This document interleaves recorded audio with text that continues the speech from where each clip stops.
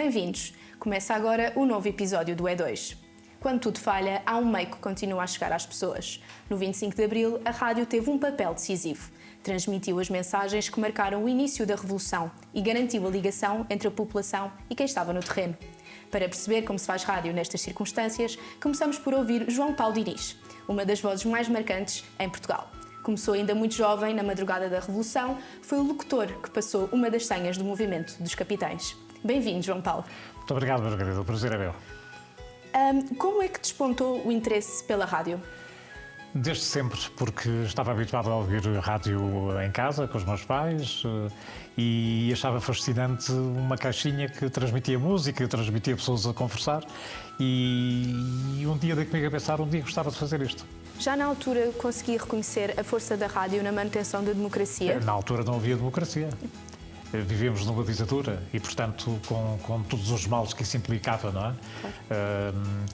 De modo que, quando aconteceu o 25 de Abril, foi realmente uma explosão de alegria, porque a democracia é algo que deve ser acarinhado, deve ser vivido, deve ser respeitado e é sempre muito importante. Sabemos que entrevistou várias personalidades de alta relevância, mas quem foi a pessoa mais interessante que entrevistou? A pessoa mais interessante e eu acrescentaria mais fascinante foi Nelson Mandela. Foi de propósito a Joanesburgo para o entrevistar e, eventualmente, quando ia no avião, ia a pensar, como é que será que este homem vai reagir, etc.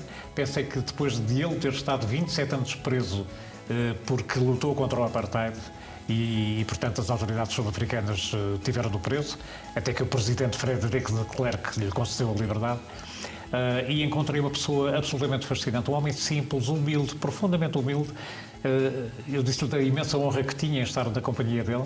Encontrámos-nos num hotel em Joanesburgo e ele respondeu-me, não, eu é que lhe quero agradecer por você ter vindo de tão longe para conversar comigo, para me entrevistar. E isto define realmente uma pessoa. E como é que lhe foi passada a informação de que teria, a 5 minutos das 23 horas, passar a primeira senha e depois do adeus? Foi no dia 22 de Abril. Eu trabalhava na altura nos Emissores Associados de Lisboa, no Rádio Peninsular, e também tinha uma colaboração no Rádio Clube Português. E no Rádio Clube apareceu-me, chamaram-me à porta, à recepção, e disseram, está ali aquele senhor que quer falar consigo. E eu fui ter com ele, diga, professor, estás bom, não te lembras de mim, estivemos juntos na Guiné e tal. E eu olhei para ele, não notei que pudesse conhecê-lo, mas estive agora em Israel, trouxe-te uns discos, vem aqui ao meu carro que eu tenho ali uns discos. E quando eu ia para o carro dele, dizia, também, se ele tem uns discos, porque é que não me trouxe os discos aqui? Não é? Entrei no carro com ele e ele disse, olha, não tenho aqui discos nenhuns, eu sou capitão do Exército, está aqui a minha identificação, precisamos de ti para dar um sinal na rádio. Eu olhei para ele e disse, desculpe lá, dia 22 de Abril de 64. Desculpa lá, eu não conheço lado nenhum. Você naturalmente é da PID, está aqui a fazer-me perder tempo, estou cheio de trabalho, vou-me embora, com licença. E ele, ouça, não vai embora. Isto é muito importante. Bom, abreviando, combinámos encontrar-nos algumas horas depois em Lisboa, numa cafetaria, e apareceu também o Hotel Saraiva de Carvalho, que eu conhecia da Guiné. Demos um abraço, não o tinha voltado a ver, e então o hotel disse-me, olha, isto é assim, precisamos de ti para dar um sinal na rádio, e transmite, portanto, dizes que faltam 5 minutos para a meia-noite, no princípio era para a meia-noite, e depois transmites uma cantiga do Zeca Afonso. E disse, hotel, o Zeca Afonso está proibidíssimo, portanto não é possível tocar o Zeca Afonso, além de que não se sente conhecido, pode deixar em dúvida as pessoas a quem se dirige essa mensagem. E ele falou, olhou para o Costa Martins e és capaz de então o que é que achas? Não sei, olha, há aí uma cantiga que toca a toda a hora e a todo momento na rádio, é a cantiga que foi à Eurovisão, o Paulo de Carvalho e depois do adeus. E então ficou combinado que no dia 24 de Abril, às 5 para as 11, a ideia inicial era para a meia-noite, mas às 5 para as 11, eu diria, faltam 5 minutos para as 23 horas. Isto é que foi a senha, não foi a música. Faltam 5 minutos para as 23 horas. E depois apresentava o Paulo de Carvalho. Já disse como é que apresentei o Paulo de Carvalho com a cantiga que foi a Eurovisão, uma coisa qualquer, e depois pus a música. Pronto, e assim foi. E qual foi o sentimento que o atingiu logo após ter desencadeado a Revolução? O sentimento que eu tive foi um sentimento de profunda responsabilidade. profunda responsabilidade. Já agora, permitia-me só acrescentar que a rádio teve um papel preponderante, porque eu dei o primeiro sinal no dia 24 de abril às 5h11 da noite.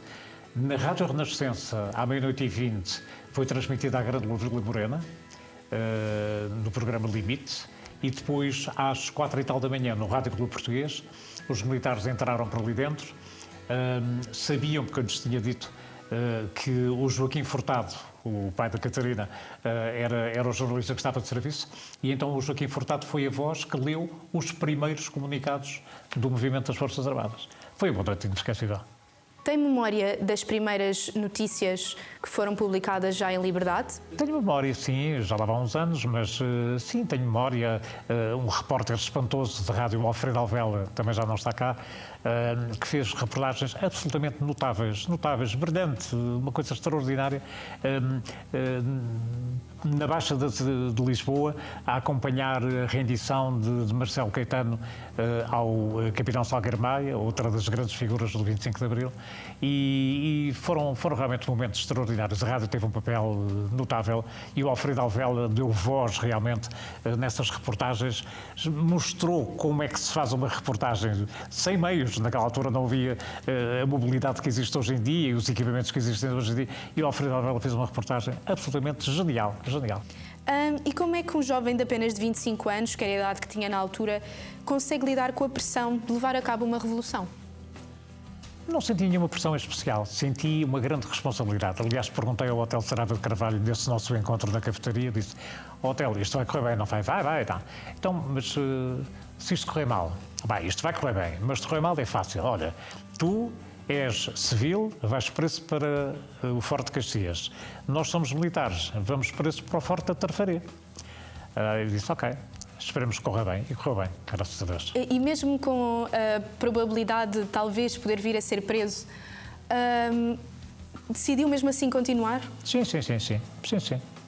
Aliás, uma das coisas que mais me comoveu foi logo a seguir, houve várias coisas que me comoveram muito, mas uma delas foi a libertação dos presos políticos que estavam em Caxias.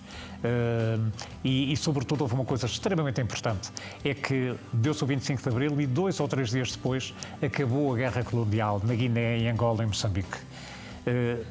Por estes 3 territórios do então ultramar português passaram milhares e milhares de jovens. A angústia que eles viveram, eu estive na Guiné e sei o que passei, embora tivesse tido sorte, graças a Deus, a angústia das famílias. Foi na Guiné que eu construí algumas das minhas maiores amizades e, de facto, o simples facto de ter acabado a guerra colonial foi um alívio para toda a gente. E os jovens passaram a ficar mais tranquilos e as famílias, sobretudo, respiraram de alívio. O que é que o aliciou na profissão de radialista e como é que consegue motivar os jovens a fazer jornalismo radiofónico? Eu sou jornalista, ok, percebo, sobretudo na parte de rádio, por isso daí a expressão radialista. O que é que eu posso dizer aos mais jovens, seja na rádio, seja na televisão? Aquilo que eu gostaria de dizer pela minha experiência é que estudem, procurem estar sempre a aprender, porque tecnologicamente há uma evolução espantosa. Nós estamos aqui neste estúdio e acho fantástico olhar para esta máquina que já tem uns bons anos e que está portanto, já não se usa, significa que tecnologicamente há constantemente uma evolução.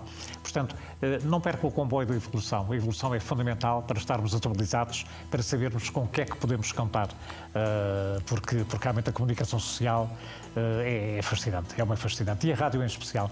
Eu posso estar a ouvir rádio com um rádiozinho no bolso, não é? Posso estar a ouvir rádio no carro, não dá jeito de estar a ver televisão. Claro. E estar a conduzir e estar no duche, posso estar a ouvir rádio, mas não posso estar a ver televisão, por exemplo. Num apagão, a rádio surge como o meio de comunicação mais fiável, mantendo-se operacional mesmo na ausência de internet ou energia elétrica contínua. É através dela que as autoridades conseguem chegar rapidamente à população com informações urgentes, contribuindo para a segurança, orientação e organização em momentos críticos.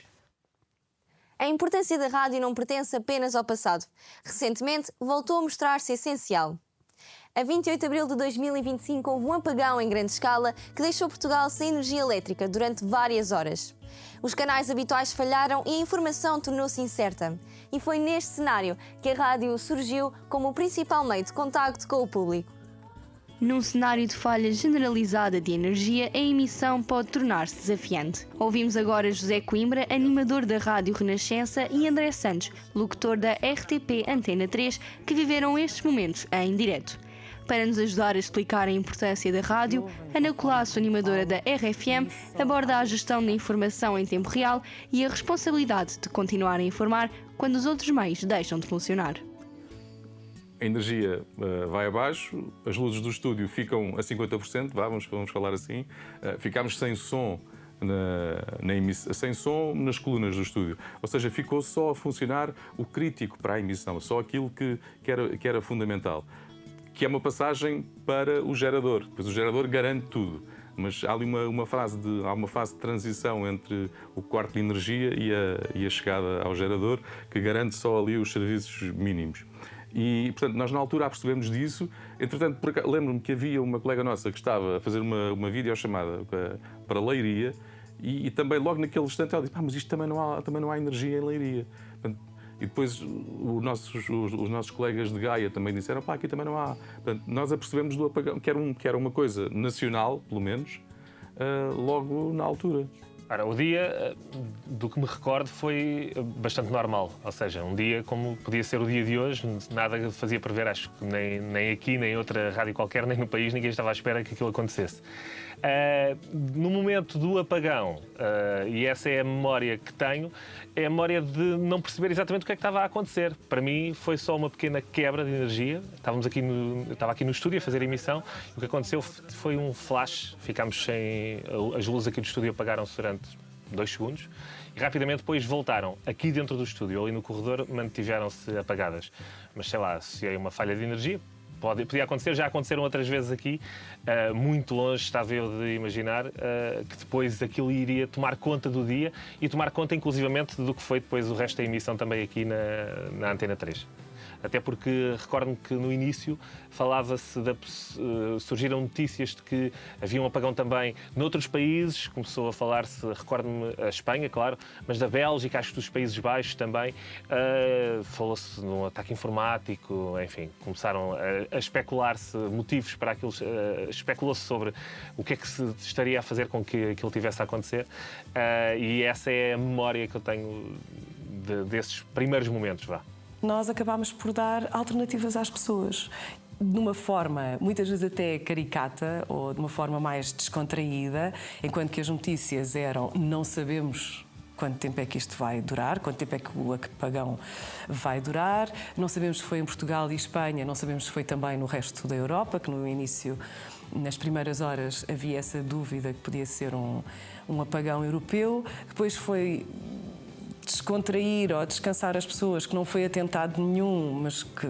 foi uma avaria. E depois dizer como é que almoço é que as pessoas podiam fazer, ou que jantar é que as pessoas podiam fazer, o que é que podiam ir buscar. Para quê? Para não só fazer companhia às pessoas, mas também para as descansar. Eu acho que a rádio conseguiu cumprir e até... Não é só cumprir, acho que até fez mais do que era previsto. Tivemos que organizar uma emissão especial, de repente. Parámos aquilo que estávamos a fazer, uma emissão mais musical. Eu fazia programa com a Teresa Oliveira, na altura, e a partir de poucos minutos depois começámos a fazer em conjunto com um jornalista. Montámos ali uma emissão que não estava prevista, que foi o José Pedro Frazão, e às tantas fomos metendo pessoas em vários sítios, em hospitais, em aeroportos, no aeroporto. Portanto, montámos ali do nada uma emissão especial e com a participação das pessoas. Depois fomos pedindo mensagens às pessoas, fomos partilhando ali, fomos fazendo ali uma espécie de ponto de comunicação. Naquelas primeiras horas ou nos primeiros minutos, ficámos todos um bocadinho sem saber o que é que estava a acontecer. Aliás, não fomos só nós. Acho que durante bastante tempo ninguém percebeu bem o que é que estava a acontecer. Mas isso não nos impediu de ir para o terreno e de fazer a tal emissão, que eu acho que foi foi uma excelente reação das pessoas que estavam de serviço nesse dia, de conseguir do nada montar aquela operação sem saber bem o que é que estava a acontecer.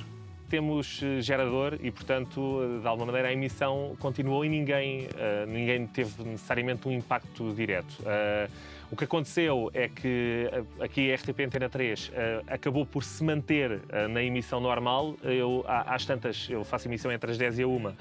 Aquilo, se bem me recordo, foi ali por volta das 11h30.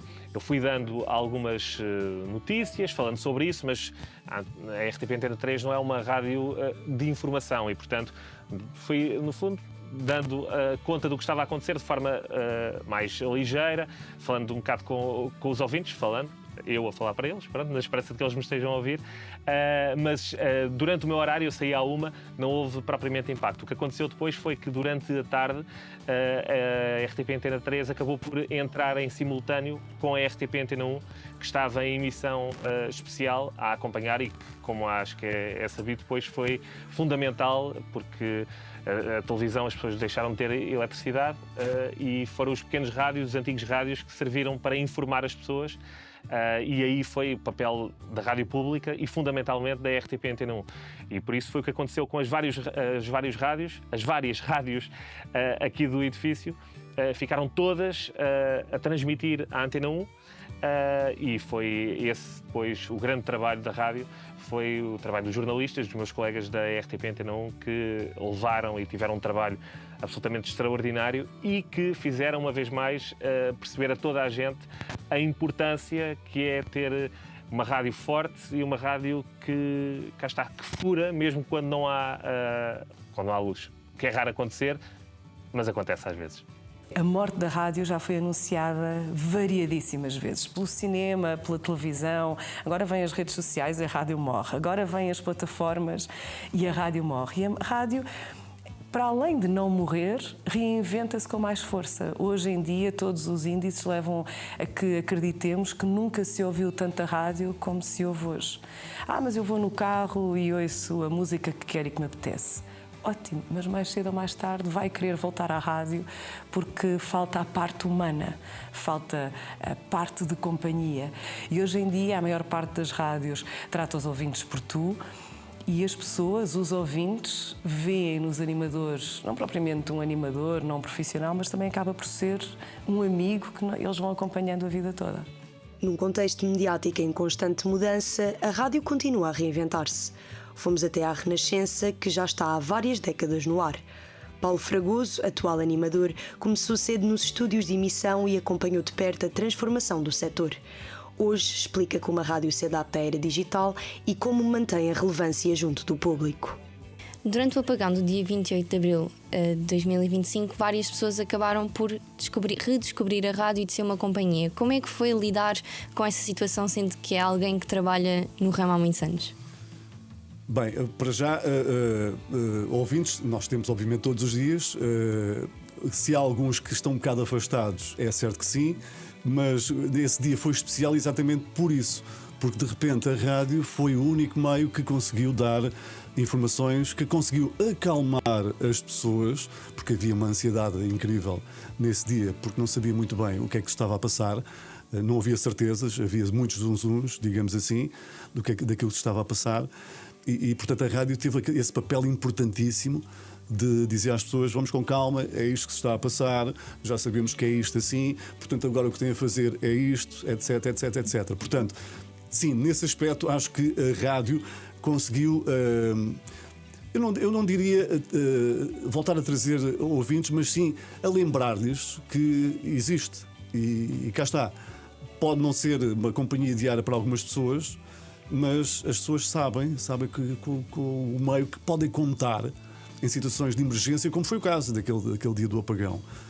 E, aliás, foi o único meio disponível para as pessoas perceberem o que é que estava a passar e aquilo que tinham que fazer, etc. E foi a rádio, não havia redes sociais, não havia internet, não é verdade? Não havia televisão, quer dizer, estavam a transmitir, mas ninguém via, porque não havia eletricidade. E, portanto, a rádio, chegando através dos famosos rádio a pilhas, voltamos a falar dos rádio a pilhas, e também através dos autorrádios, conseguiu chegar assim a essas pessoas, fazer-lhes relembrar um bocadinho que a rádio está cá, ao dispor 24 horas por dia para o que der e vier, e isso foi muito bom sentir. E dentro aqui da equipa, qual é que foi a reação quando perceberam que havia um apagão e que tinham que fazer as emissões e iam ter muito mais ouvintes do que normal, vá? A primeira reação acho que foi de toda a gente. O que é que se está a passar, não é? Houve ali uns minutos sem percebermos o que é que se estava a passar, porque depois, cá está, havia muita, digamos, contra-informação, porque já se dizia que já a Europa toda está afetada, não era verdade, mas sabíamos que Espanha também tinha sido afetada. Portanto, primeiro tentar perceber exatamente o que estava a passar, exatamente porquê, para dar a informação correta a quem estava a ouvir. Mas a partir do momento, e foram poucos minutos depois do apagão, o apagão foi às 11 e pouco da manhã, poucos minutos depois, quem estava na rádio, e era muita gente ainda de manhã, disse, não, vamos abrir a antena para o que está a passar, porque está-se a passar isto assim, assim. E, portanto, a partir de agora vamos desvirtuar a programação e vamos atacar o problema, vamos atacar o assunto que é o apagão. E pronto, a partir daí foi até ao final do dia, até ao início da noite, muita interação da parte da informação com a parte da programação, na tentativa de contactar autoridades, de pôr os repórteres na rua a gravar testemunhos do que se estava a passar. Portanto, foi um dia diferente, foi um dia especial para quem faz a rádio, saber que está a fazer, digamos assim, posso dizer, a fazer parte da história. Porque foi um dia histórico e pronto, eu fiz parte dessa história. Pronto, podia ser uma coisa mais agradável, mas pronto, também não foi assim tão mal quanto isso, porque cá está, com o apagão voltámos a ter velhos hábitos, nomeadamente o do rádio a pilhas. E depois de ter havido o apagão, começou a haver também uma sensibilização. As pessoas, de certa forma, já sabiam que a rádio estava sempre lá, mas muitas acabaram por redescobrir e a rádio também começou a adaptar-se aos tempos de hoje, digamos. Como é que sente que essa adaptação depois funciona? Há uma história curiosa, certamente já ouviste falar de que a rádio... Há muita gente a querer matar a rádio. Há muitos anos a esta parte. Com o surgimento da televisão, até com a própria MTV, que lembras-te do slogan da MTV, da música que dizia que o vídeo vai matar as estrelas da rádio, etc, etc, etc. O surgimento das redes sociais...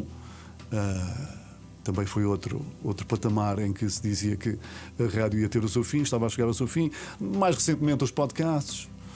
O que é que está a acontecer? A rádio consegue absorver tudo isso e mais alguma coisa. Ou seja, para se reinventar. Ou seja, a rádio consegue adaptar tudo o que a rodeia para se fortalecer. É tão simples quanto isto. E por isso é que eu acho que a rádio jamais vai morrer. E ficou provado com o apagão. A rádio consegue aproveitar-se de tudo, quer seja de imagem, para fazer vídeos, conteúdos, quer seja das redes sociais, não é? Portanto, acho que a rádio está viva e de boa saúde. Há sempre qualquer coisa que a rádio ganha, nunca perde. É extraordinário este ponto. Acho que é fundamental, é a rádio nunca perder. Em situações de crise, a rádio volta a afirmar-se como uma indispensável. Simples e acessível, continua a garantir que a informação chega a todo lado. E assim termina este episódio do E2. Voltamos para a semana. Até lá, acompanhem-nos nas nossas redes sociais ou vejam os nossos episódios em RTP Play e no YouTube em E2 Esques. Uma excelente semana e até breve.